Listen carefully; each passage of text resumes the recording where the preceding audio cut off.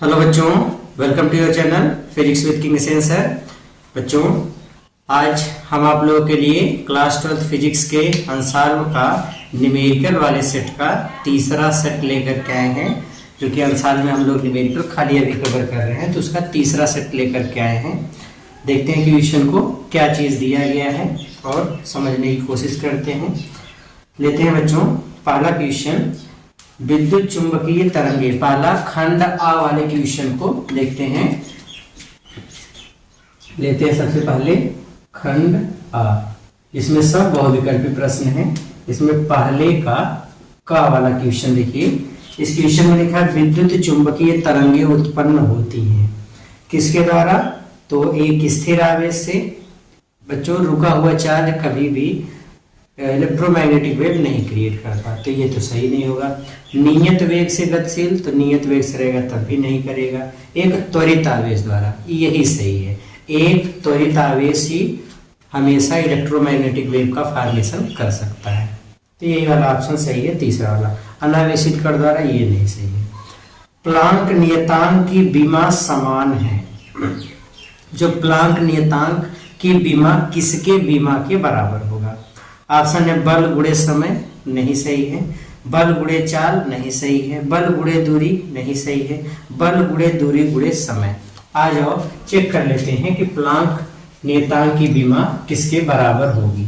तो पहले का खा वाला क्वेश्चन लेते हैं। खा वाले क्वेश्चन में प्लांक नियतांक। बच्चों, एनर्जी जो होती है E बराबर, प्लांक नियतांक में देखें तो E बराबर h न्यू होता है। न्यू को इधर कर दो तो H बराबर हो जाएगा, न्यू इधर कर दिया तो H अपान न्यू। H प्लांक कांस्टेंट है।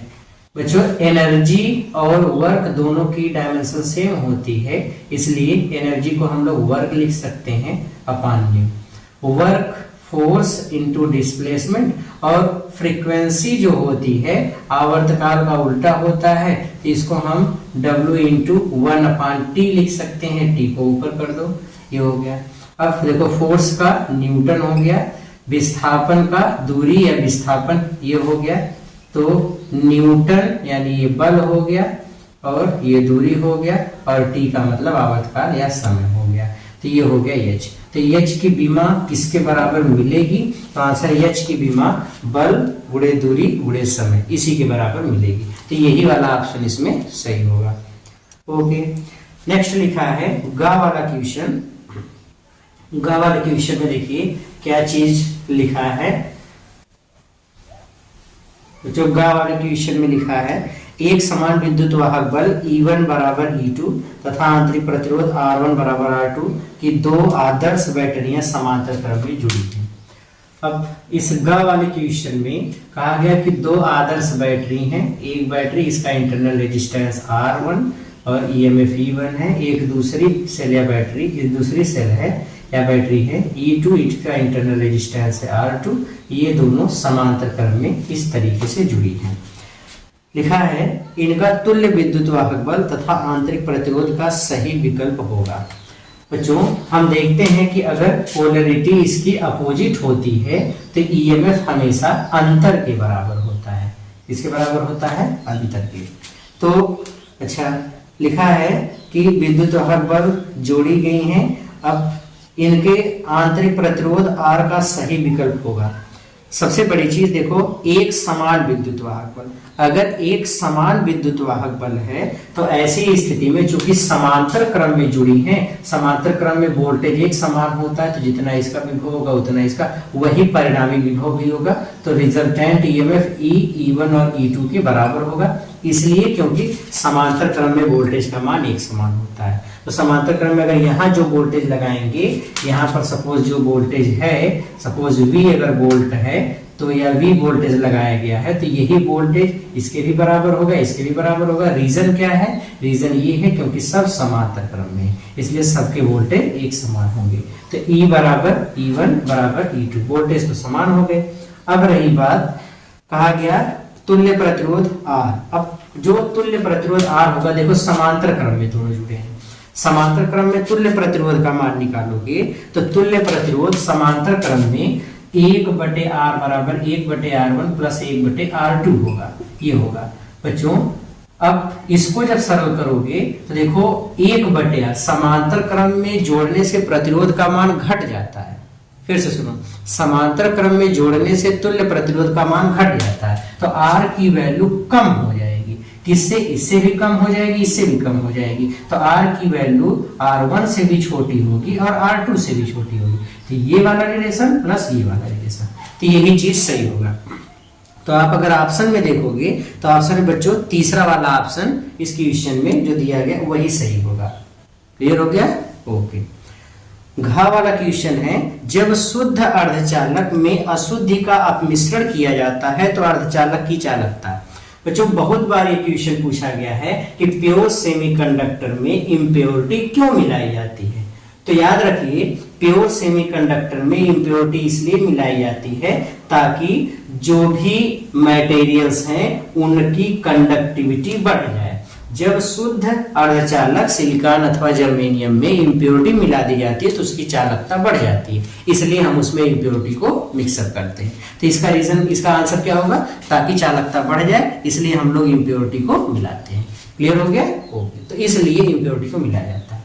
ओके, तो कौन सा ऑप्शन सही होगा? अर्धचालक की चालकता बढ़ जाती है, तो ऑप्शन नंबर 2 सही होगा। फिर अगला वाला सवाल सिलेबस में नहीं है, 4 वाला क्वेश्चन, पहले का 4। सही तथ्य को चिन्हित कीजिए। वोल्ट मीटर का प्रतिरोध कम होना चाहिए? नहीं, गलत है। बच्चों वोल्ट मीटर एक ऐसी डिवाइस है जिसका रेजिस्टेंस हमेशा हायर रखा जाता है। सबसे ज्यादा प्रतिरोध जो होता है, यानी वोल्ट मीटर का रेजिस्टेंस हम लोग ज्यादा से ज्यादा रखने की कोशिश करते हैं, और जो ए मीटर होता है उसका रेजिस्टेंस कम से कम रखने की कोशिश करते हैं। तो वोल्ट मीटर का रेजिस्टेंस ज्यादा से ज्यादा रखना चाहिए।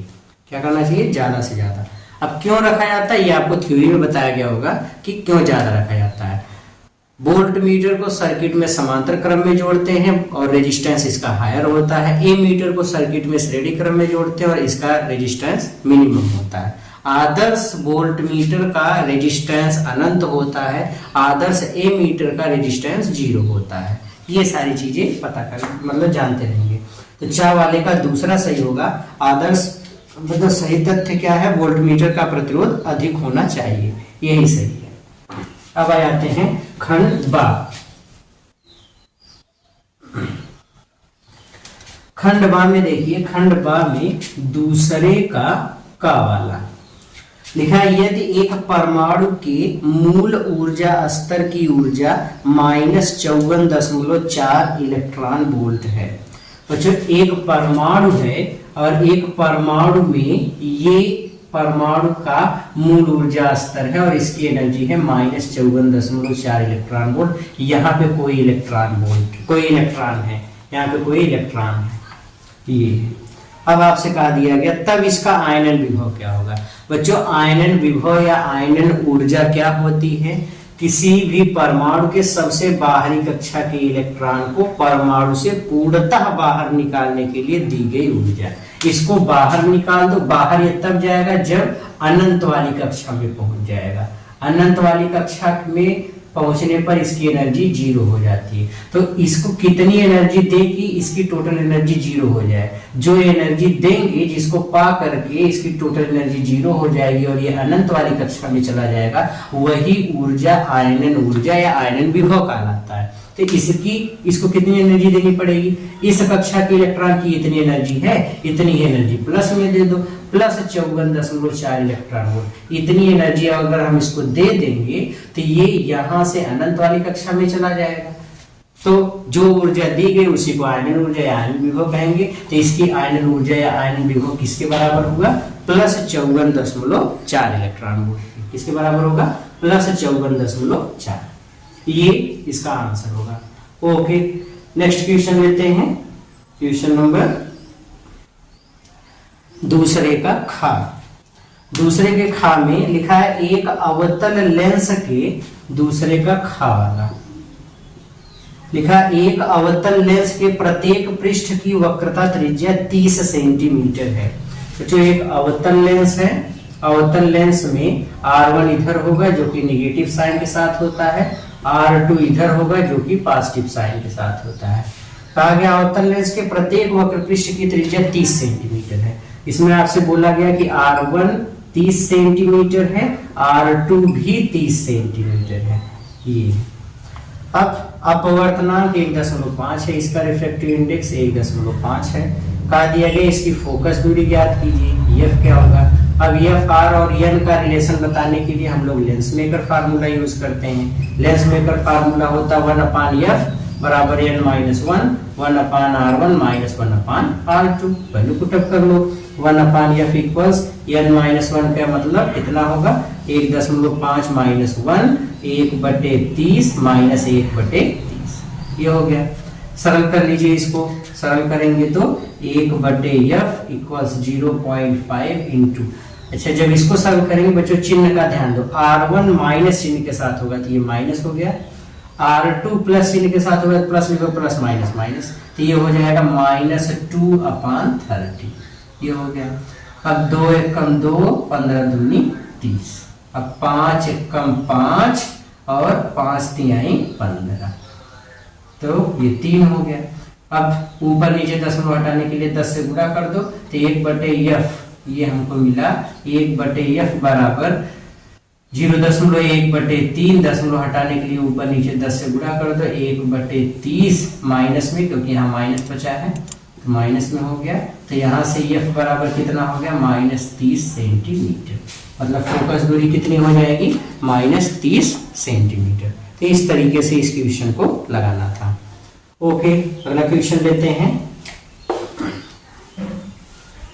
नेक्स्ट क्वेश्चन देखिए,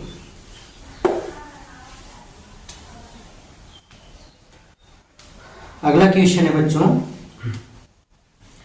न्यूमेरिकल में दूसरे का, क्वेश्चन नंबर दूसरे का वाला।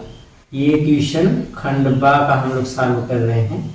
यहाँ पे 2 वोल्ट विभवांतर से आवेशित, आपको वोल्टेज दिया गया है 2 वोल्ट, विभवांतर से आवेशित 10 माइक्रोफैरड संधारित्र, एक संधारित्र जिसकी धारिता है 10 माइक्रोफैरड, 10 माइक्रोफैरड में 10 की घात ऋण 5 फैरड। ये हो गया सी का मान। संधारित्र की स्थितिज ऊर्जा ज्ञात कीजिए, आपको U की वैल्यू फाइंड करनी है। अब सरल करोगे इसको, पोटेंशियल एनर्जी कितनी होगी, तो इसको सॉल्व करने के लिए आप देखो क्वेश्चन ये है, फार्मूला लगा दो। अब संधारित्र में, आवेशित संधारित्र की पोटेंशियल एनर्जी का फार्मूला होता है U बराबर हाफ CV², तो U बराबर हाफ C की वैल्यू 10⁻⁻5 इंटू V का स्क्वायर 2 का स्क्वायर 4, तो ये इससे कैंसिल हो गया 2, तो U इक्वल्स 2 इंटू 10⁻⁻5 इतने जूल। ये हो गई इसकी पोटेंशियल एनर्जी। तो इस तरीके से पोटेंशियल एनर्जी निकालेंगे। ओके, निकाल देते हैं। अब आते हैं बच्चों खंड 7 में। अभी तक जो हम लोगों ने क्वेश्चन सॉल्व किया वो सब खंड बा के थे। अब आते हैं खंड 7 में। खंड 7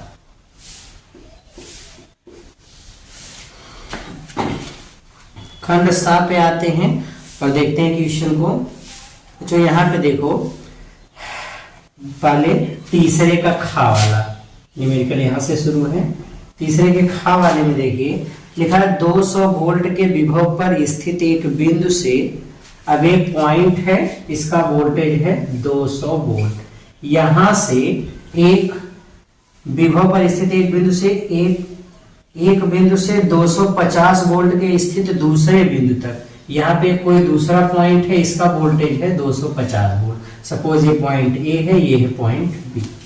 अब आपसे कहा दिया गया दूसरे बिंदु तक एक आवेशित कण के गति करने में उसकी गतिज ऊर्जा में 10 जूल की कमी होती है। यहां से यहां तक जाने में जो पोटेंशियल एनर्जी में चेंज होता है वो है 10 जूल। ये है, आपसे कहा दिया गया कण पर आवेश का मान बताओ। ये है बच्चों, पोटेंशियल डिफरेंस के कारण जब भी हम चार्ज को लेकर के जाएंगे तो जो कार्य करना पड़ता है वही कार्य ही गतिज ऊर्जा के बराबर होती है। वर्क एनर्जी थ्योरम, तो वर्क एनर्जी थ्योरम से डेल्टा क्यू बराबर डेल्टा के, ये हो गया। अच्छा, डेल्टा डब्ल्यू बराबर डेल्टा के, ये है वर्क एनर्जी थ्योरम। वर्क में डेल्टा डब्ल्यू बराबर डेल्टा के। पोटेंशियल डिफरेंस का फार्मूला होता है डेल्टा V बराबर डेल्टा W अपान Q। तो यहां से डेल्टा W बराबर निकालेंगे तो Q इंटू डेल्टा V। अब सरल करेंगे तो यहां से हमको मिलेगा, इसका मान यहाँ पे रख दो तो यह आ जाएगा डेल्टा K बराबर Q इंटू डेल्टा V। तो यहां से सरल कर लेंगे तो ये हमको मिल जाएगा बच्चा डेल्टा K अपान डेल्टा V बराबर Q। तो Q चाहिए हमको, डेल्टा K का मान कितना है 10 और फिर बटे इन दोनों का डिफरेंस निकालो। तो इन दोनों का अंतर कितना, डेल्टा V मतलब पोटेंशियल डिफरेंस कितने का 50 का, ये इससे कैंसिल, 1/5 बराबर 0.2 कूलम। तो ये आ गया Q का मान। तो Q कितना होगा 0.2 कूलम। इस तरीके से इस सवाल को लगाना। अब अगला क्वेश्चन लेते हैं बच्चों।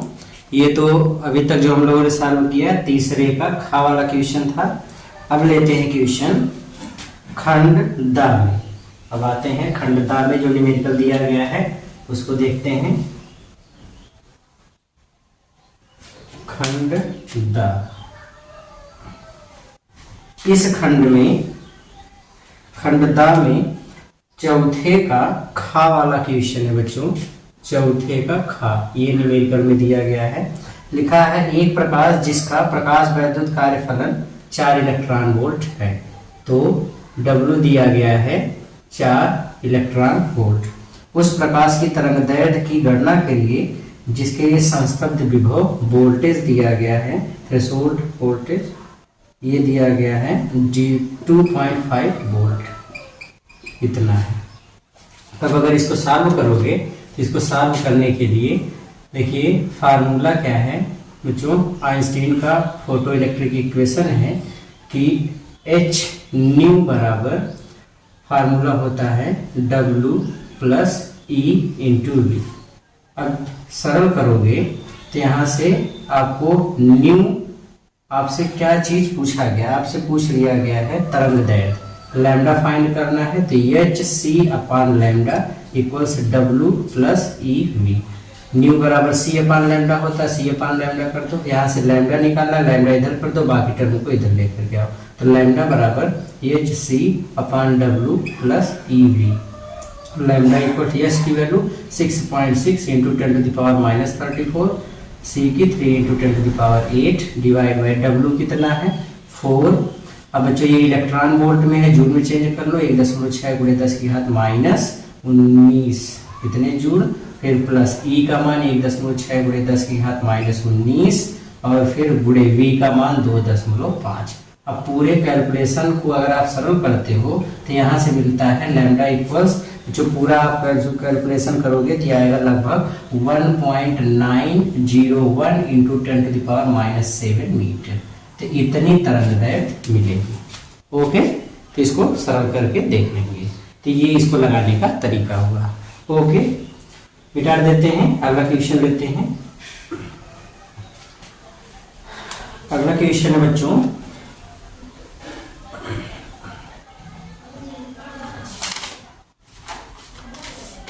नेक्स्ट क्वेश्चन में देखिए चौथे का घा वाला, 4 का घा। इस क्वेश्चन में लिखा है प्रिज्म कोण 60 अंश वाले, मतलब A की वैल्यू दिया गया है 60 अंश। प्रिज्म पर प्रकाश किरण डालने पर न्यूनतम विचलन कोण 30 अंश प्राप्त होता है, मतलब डेल्टा M कितना है 30 अंश।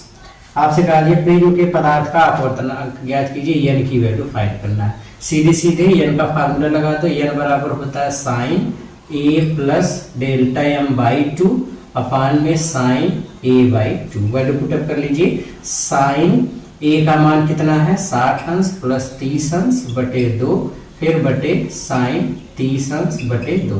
अब सरल कर लेंगे तो 60 30 90 बटे 2 साइन 45 अंश, फिर बटे साइन 30 अंश। साइन 45 की वैल्यू होती है बच्चा 1/√2 और इसकी 1/2, तो 2/√2 या इसको कैंसिल कर देंगे √2, तो n की वैल्यू मिल गई √2 या 1.41, इतना इसका आंसर होगा। तो इस तरीके से क्वेश्चंस को सॉल्व करना है। तो इस वाले क्वेश्चन को इस तरीके से लगाएंगे। ओके, अच्छा नेक्स्ट क्वेश्चन लेते हैं। अगले क्वेश्चन को देखिए,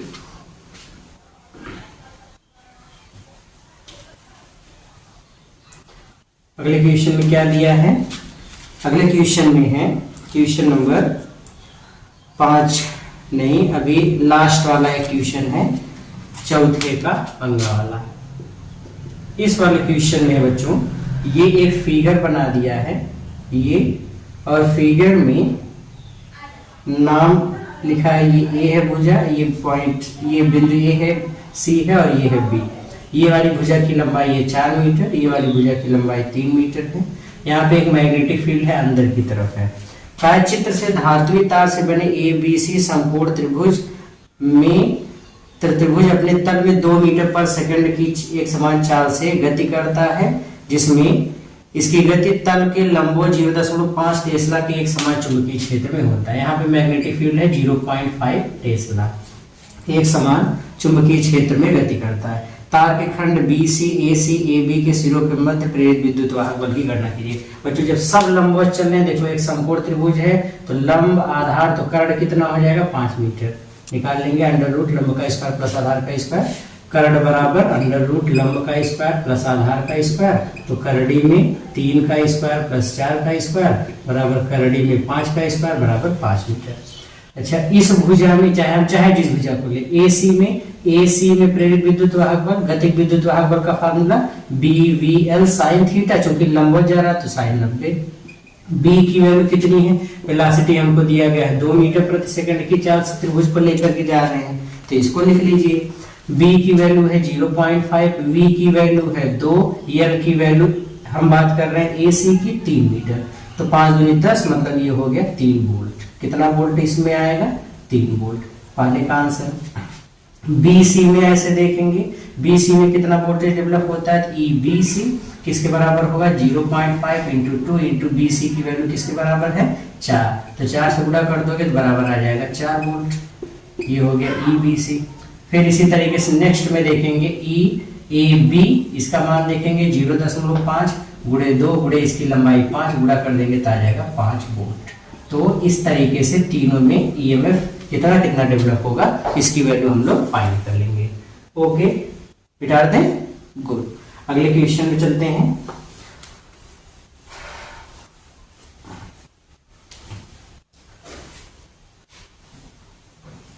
नेक्स्ट क्वेश्चन लेते हैं बच्चों, खंड उसी में खंडदा में ही है,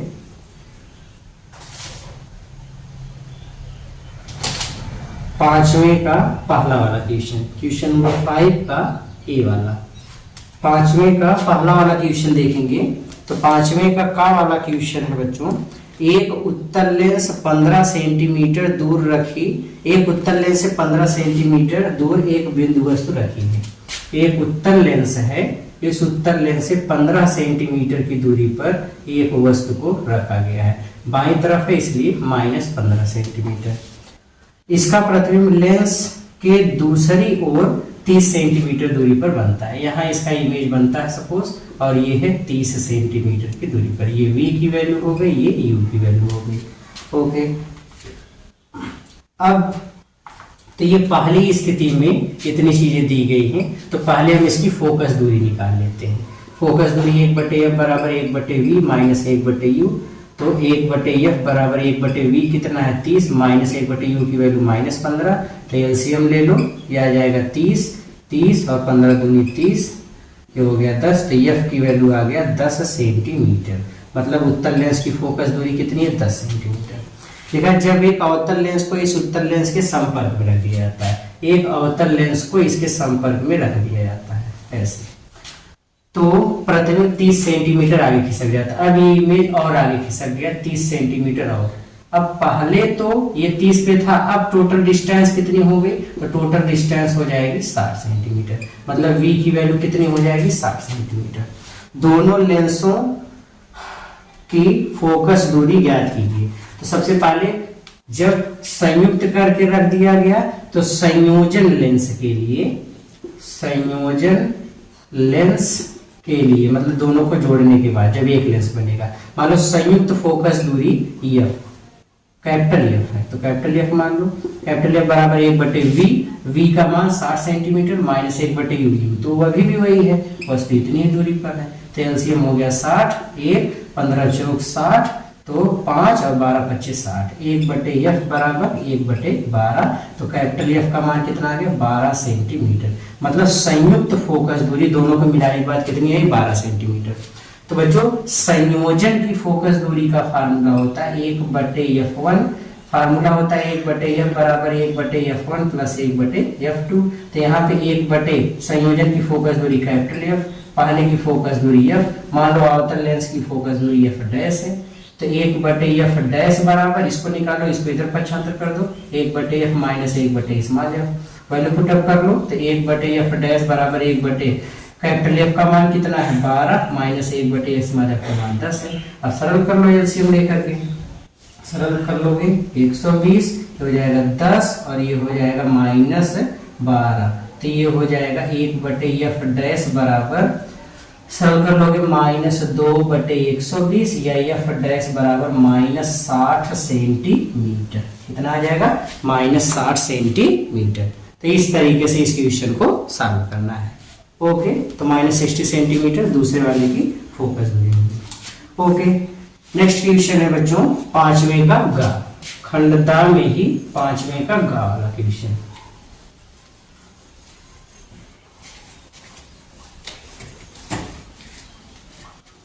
आ जाइए, खंड दा में ही 5वें का गा वाला सवाल। एक फिगर दिया गया है, इस फिगर को पहले देखते हैं।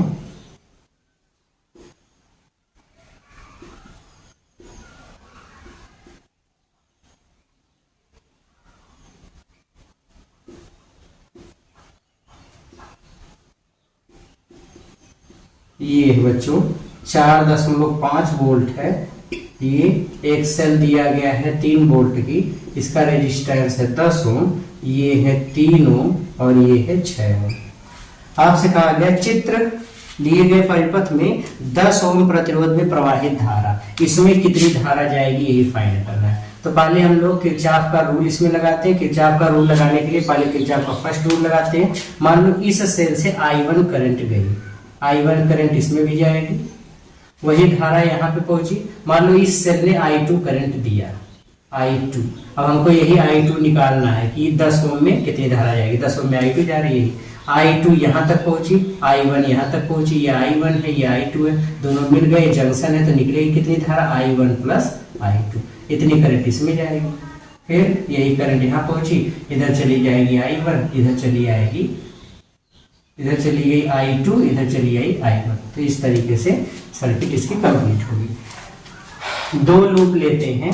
सबसे पहले ये छोटा वाला लूप, ये वाली सर्किट, इसमें मान लेते हैं लूप फर्स्ट, और एक ये बड़ा वाला जो पूरा रास्ता है, रास्ता ध्यान से देखो, यहाँ से चले 3 ओम, फिर इस जंक्शन से नीचे आए, फिर ऐसे चले, ये वाला एक लूप, इस लूप को मान लेते हैं लूप 2। तो कोई भी कैलकुलेशन की डायरेक्शन ले लो, डायरेक्शन ऑफ कैलकुलेशन हमने मान लिया इसी तरीके से है, तो इसमें भी वही तरीका ले लो। अच्छा, इस जंक्शन से शुरू करते हैं। यहाँ पे पहले इधर चले, देखो करंट और डायरेक्शन ऑफ कैलकुलेशन अपोजिट, तो इसमें इक्वेशन बनाओगे पहले वाले लूप में, तो लूप 1 के लिए लिखोगे तो क्या मिलेगा, तो ये हो जाएगा -6I1 प्लस I2। ओके, इधर से चले, फिर से डायरेक्शन अपोजिट, -10I2, फिर प्लस, इसको सरल कर दोगे तो प्लस, इधर से चलते समय बैटरी का प्लस टर्मिनल 3 वोल्ट बराबर 0, माइनस वाले टर्म को इधर कर लो या इसको इधर कर लो। देखो पूरे प्लस वाले टर्म को इधर कर दो, पूरा प्लस वाला टर्म इधर जाएगा तो कितना हो जाएगा 6I1 प्लस 6I2 और फिर प्लस 10I2 और 3 इधर बचा है बराबर 3। मतलब इसको इधर कर दिया तो इधर गया प्लस में हो गया, और इधर बचा है 3, फिर उसको रीअरेंज कर लिया इस तरीके से। 10 और 6 16, तो ये हो जाएगा इक्वेशन, कितना मिलेगा, पहले एक लाइन यहीं पे लिख लेते हैं, ये हो जाएगा 16, पहले तो 6I1 प्लस 16I2 बराबर 3, समीकरण नंबर 1। अब दूसरा वाला लूप लेते हैं, ये बड़ा वाला लूप। बड़े वाले लूप में इधर से कैलकुलेशन हुआ तो पहले बैटरी का ये वाला टर्मिनल पड़ा निगेटिव वाला, तो इधर से अगर कैलकुलेशन करते हुए आए इस तरीके से, तो इधर से चले, पहले आ गया माइनस वाला टर्मिनल, तो इसका वोल्टेज माइनस में, -4.5। फिर इसके बाद ये हम बात कर रहे हैं लूप 2 की। इधर से चले, अब देखो डायरेक्शन ऑफ कैलकुलेशन और इसका दोनों का मान प्लस में है तो ये प्लस हो गया 3i1। फिर इधर से चले तो इसमें डायरेक्शन ऑफ कैलकुलेशन करंट दोनों सेम डायरेक्शन में, +6i1 + i2 = 0। इसको इधर कर तो प्लस में हो जाएगा 3i1 + 6i1 + 6i2 = 4.5। 6 3 9 i1 + 6i2 = 4.5। ये हो गया। ओके, आप क्या करो, 3 कॉमन कर लो, 3 कॉमन कर लोगे तो 3 कॉमन कर लोगे, 3i1 + 2i2 इक्वल्स 3 कॉमन कर लोगे या इसे रहने 3 1 कम 3, 15 3 45, 1.5। दोनों पक्षों में 2 से गुणा कर दो तो 2 3 आई 6, 6i1 + 4i2 = 3। इतना हो गया। ये मिल गया इक्वेशन नंबर 2। पहले और दूसरे दोनों को लेके सॉल्व करो। इसको यहाँ पे लेके लिख लो तो ये हो जाएगा 6i1 + 16i2 = 3। घटा दो, ये माइनस हो गया, ये कैंसिल हो गया, घटा दोगे -12i2 = 0। तो i2 = 0। मतलब इस 10 ओम के प्रतिरोध में कितनी करंट जाएगी? तो आंसर है कोई करंट नहीं जाएगी। i2 कितना होगा? 0। क्लियर हो गया? ओके, तो इस तरीके से इस वाले क्वेश्चन को सॉल्व करना था। ओके, मिटा देते हैं बच्चों, अगला क्वेश्चन लेते हैं।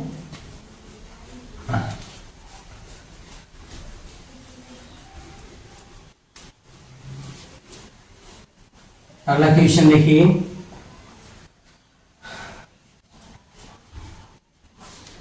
क्वेश्चन नंबर 5वें का घा और घा वाले में अथवा वाला सवाल है। ये इस क्वेश्चन में है, x दिशा में गतिशील प्रकाश किरण में इलेक्ट्रिक फील्ड का इक्वेशन है Ey = 300 sin ओमेगा ब्रैकेट में t - x/c। इतने वोल्ट प्रति मीटर का ये इलेक्ट्रिक फील्ड दिया गया है। एक इलेक्ट्रॉन y दिशा में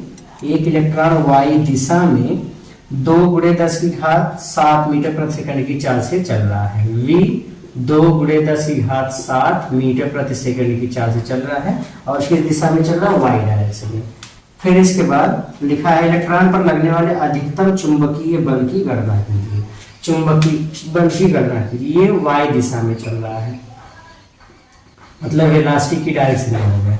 अधिकतम चुंबकीय बल फोर्स की कैलकुलेशन आपको करना है। अच्छा बच्चों, ये इलेक्ट्रिक फील्ड दिया गया। इलेक्ट्रिक फील्ड देखो y एक्सिस में है। लाइट एक इलेक्ट्रोमैग्नेटिक वेव होता है। इलेक्ट्रोमैग्नेटिक वेव में इलेक्ट्रिक फील्ड जिधर चलता है, कंपन करता है, उसके परपेंडिकुलर मैग्नेटिक फील्ड होता है और इन दोनों के परपेंडिकुलर वेव चलती है। और वेव किस डायरेक्शन में चल रही है? x डायरेक्शन में। मैग्नेटिक फील्ड वेव चल रही है x डायरेक्शन में, इलेक्ट्रिक फील्ड है y डायरेक्शन में, तो मैग्नेटिक फील्ड किधर होगा? z डायरेक्शन में। अब z डायरेक्शन में मैग्नेटिक फील्ड है, y डायरेक्शन में मोशन हो रहा है, तो दोनों के बीच का एंगल कितना हो जाएगा? 90 डिग्री। थीटा 90 डिग्री हो गया। ओके, मैग्नेटिक फील्ड निकाल लो। यहां से कंपेयर करोगे E = E0 sin ωt - ϕ वाले इक्वेशन से, तो या जो इक्वेशन होता है उससे कंपेयर करोगे तो Ey से कंपेयर करोगे तो अधिकतम इलेक्ट्रिक फील्ड कितना मिल जाएगा? 300 वोल्ट प्रति मीटर। क्योंकि E0/B0 = C होता है, तो B0 = E0/C। वैल्यू पुटअप कर लोगे तो B0 = E0 है 300/C है 3 × 10⁸। इससे ये कैंसिल हुआ तो 10⁻⁻6 B0 आ गया 10⁻⁻6 इतने टेस्ला। ये हमको किसकी वैल्यू मिल गई? B0 की। ओके, B0 हमको इतना मिल गया। तो अब हम लोग कैलकुलेशन कर ले जाएंगे फोर्स की। फोर्स जब भी कोई चार्ज पार्ट के इलेक्ट्रिक फील्ड में सॉरी मैग्नेटिक फील्ड में मोशन करता है तो उस पर लैरेंज बल लगता है। F = qvb sin थीटा से मान निकाल लो। F बराबर, चूंकि इलेक्ट्रॉन है तो इलेक्ट्रॉन पे चार्ज 1.6 × 10⁻⁻19। v का मान है 2 × 7 इतना है। फिर b का मान कितना है? 10⁻6। ये इससे कैंसिल हुआ 10 हुआ, ये इससे कैंसिल हुआ 10⁻18 हुआ और इसको कैंसिल कर दो। F = 3.2 × 10⁻18 Newton. इतने न्यूटन का फोर्स लगेगा। कितना फोर्स लगेगा? 3.2 × 10⁻18 न्यूटन। ओके, तो इस तरीके से क्वेश्चन को सॉल्व करना था। मिटा देते हैं। नेक्स्ट क्वेश्चन पे चलते हैं बच्चों। अगला क्वेश्चन देखिए, नेक्स्ट क्वेश्चन क्या चीज दिया गया है। अब आ जाते हैं खंड या पे। ये खंड दा था, खंड या पे चले आते हैं। ये खंड या में आप क्वेश्चन नंबर 6 में सबसे पहले देखेंगे। क्वेश्चन नंबर 6 में बच्चों सबसे पहले ये एक फिगर बनाया गया है, कैपेसिटर का एक कॉम्बिनेशन है ये, और इस कॉम्बिनेशन में ये कॉम्बिनेशन है, और यहाँ पर एक रेजिस्टेंस भी जुड़ा है, और यहाँ पे एक 20 वोल्ट की बैटरी भी जुड़ी है 20 वोल्ट। ये है 6 माइक्रोफैरड, ये है 3 माइक्रोफैरड, और ये है 12 माइक्रोफैरड, और ये है 4 माइक्रोफैरड। कंफ्यूज नहीं होंगे, ना तो ये व्हीट स्टोन ब्रिज है, ना तो और कोई इसमें संरचना बन रही है। आपसे कहा गया दर्शाए गए चित्र में परिपथ के प्रत्येक संधारित्र पर आवेश की गणना कीजिए। सब पे कितना कितना चार्ज होगा वो आपको फाइंड करना है। बच्चों सबसे पहले हाँ देखो, वोल्टेज रूल अप्लाई करो। वोल्टेज मेथड क्या है, अगर इसका वोल्टेज 20 वोल्ट है तो बड़ी वाली प्लेट का वोल्टेज 20 होगा, इसका 0। तो ये वाला पॉइंट 20 वोल्ट पे, ये वाला पॉइंट कितने पर हो गया 20 वोल्ट। ये 0 पर है तो ये 0, ये भी कितने पर हो गया 0 वोल्ट। ओके, अब इन दोनों के बीच का वोल्टेज कितना हो गया 20 वोल्ट। वोल्टेज कितना हो गया दोनों के बीच का 20 वोल्ट। ओके, अब टोटल धारिता कितनी होगी, तो 6 और 3 दोनों श्रेणी क्रम में। श्रेणी क्रम में धारिता का फार्मूला 1/c बराबर 1/6 धन 1/3। सरल कर लोगे तो 1/c बराबर, या फार्मूला ये वाला लगा दो, c बराबर होता है c1 c2 बटे c1 प्लस c2। तो सरल कर लो, 6 3 18, 18/9, 9 दूनी 18, मतलब कितना आ गया 2 माइक्रोफैरड। दोनों को जोड़ोगे तो कितना आ गया 2 माइक्रोफैरड, मतलब तुल्य धारिता आ गई 2 माइक्रोफैरड। ओके, तो फार्मूला होता है Q बराबर CV। तो यहां से निकाल लोगे Q बराबर C का मान कितना है 2 माइक्रोफैरड, और फिर गुणे V का मान 20, मतलब ये आ गया 20 माइक्रोकूलम। कितना आ गया, सॉरी 20 दूनी 40, कितना आ गया सरल करने पर ये आ गया 40 माइक्रोकूलम। मतलब ये हुआ कि पहले संधारित्र 6 माइक्रोफैरड में कितना चार्ज जाएगा 40 माइक्रोकूलम, और दूसरे में भी कितना चार्ज जाएगा 40 माइक्रोकूलम, क्योंकि दोनों श्रेणी क्रम में। सेम प्रोसेस यहाँ पर भी देखो, ये भी 20 वोल्ट और 0 वोल्ट के बीच में है, तो दोनों के बीच का टोटल वोल्टेज किसके बराबर हो गया, टोटल वोल्टेज हो गया 20 वोल्ट। ओके, तुल्य धारिता निकालो, वही फार्मूला C बराबर C1 C2 बटे C1 प्लस C2, क्योंकि दोनों श्रेणी क्रम में है। तो C1 C2 12 चौक 48, 48 और फिर बटे 16, तो 16 16 3 48, मतलब 3 हो गया, 3 माइक्रोफैरड मिल गया। C की वैल्यू इतनी मिल गई। और फार्मूला होता है Q बराबर CV, तो यहाँ से लगा तो Q बराबर C का मान कितना है 3 माइक्रोफैरड, और फिर V का मान 20, 20 3 60, मतलब Q बराबर आ गया 60 माइक्रोकूलम।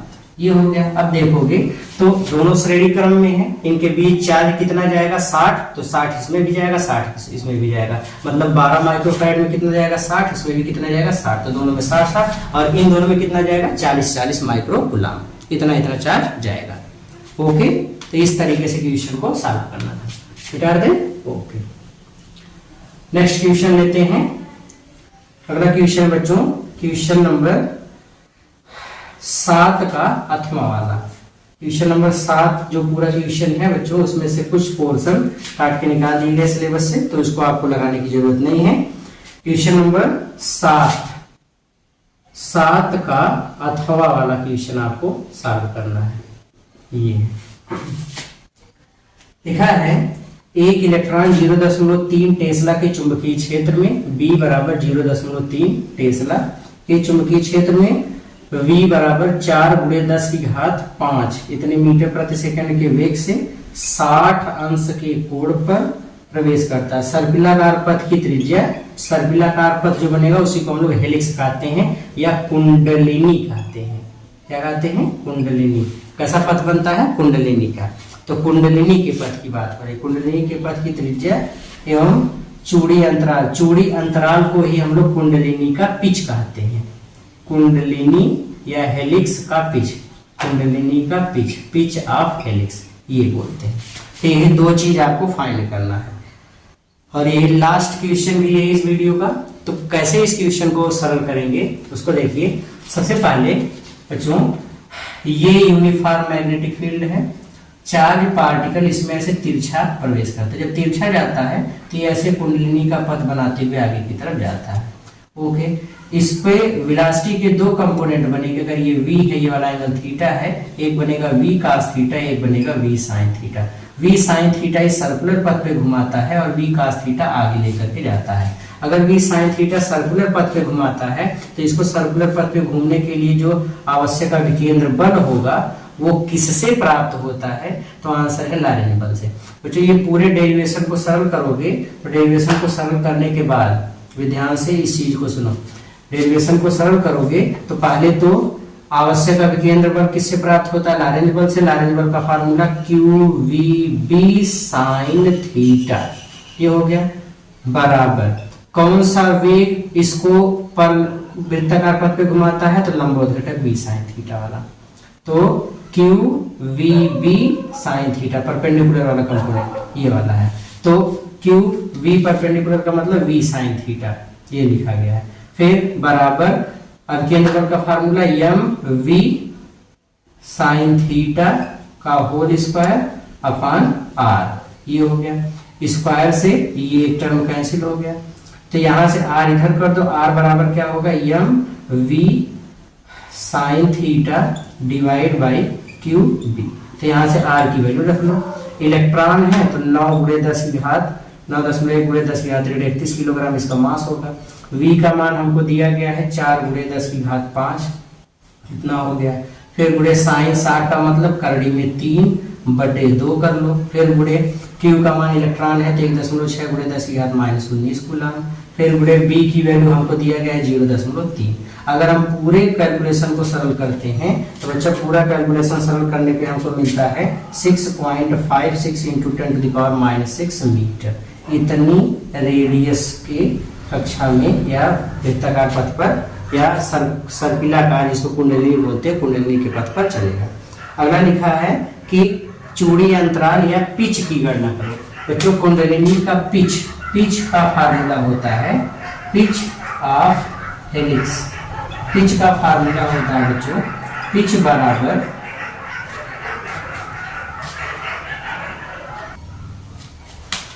बच्चों पिच का फार्मूला होता है, सबसे पहले पिच के फार्मूलों को देखें। पिच का फार्मूला होता है क्षैतिज वेग। पिच एक प्रकार की दूरी होती है, दूरी बराबर 4 गुणे समय। कौन सा वेग लेकर के जाता है? v cos theta. समय जो इसका आवर्तकाल है इसको लिख लेंगे। अब समय v का मान कितना है? पहले तो फार्मूला बना लो v cos थीटा और ये होता है 2πm/QB। अब मान रख दो v की वैल्यू किसके बराबर है? 4 × 10 की घात 5, cos थीटा का मान 1/2, 2 × पाई का मान 3.14, m का मान 9.1 × 10 की घात 31, फिर बटे q का मान कितना है? 1.6 × 10 की घात -19, b का मान 0.3। बच्चों पिच यहाँ से कैलकुलेट करोगे, सब गुणा भाग कैलकुलेशन करने के बाद तो ये आपको मिलेगा 2.32 × 10 की घात 5 मीटर। इतना इसका पिच मिलेगा। बस इस तरीके से आपको क्वेश्चन को सॉल्व करना था। ओके बच्चों, अंशाल पेपर में आपको मैं बस खाली एक मेथड बता रहा हूँ, क्वेश्चन को ऐसे सॉल्व करना, बाकी कैलकुलेशन आपकी जिम्मेदारी है। आप कैलकुलेशन जितना अच्छे से करोगे उतने आप बेहतर होंगे एग्जाम के लिए। तो इस तरीके से क्वेश्चन को सॉल्व करना है। ओके, आज चूंकि बाहर बहुत ही शोर हो रहा है, अब मॉर्निंग का समय है फिर भी बहुत ज़्यादा शोर हो रहा है, तो अब उसमें क्या कर सकते हैं। तो आज के इस वीडियो को यहीं पे ख़त्म करते हैं, मिलते हैं नेक्स्ट वीडियो में। ओके, तब तक पढ़ते रहिए, मेहनत करते रहिए। All the very very very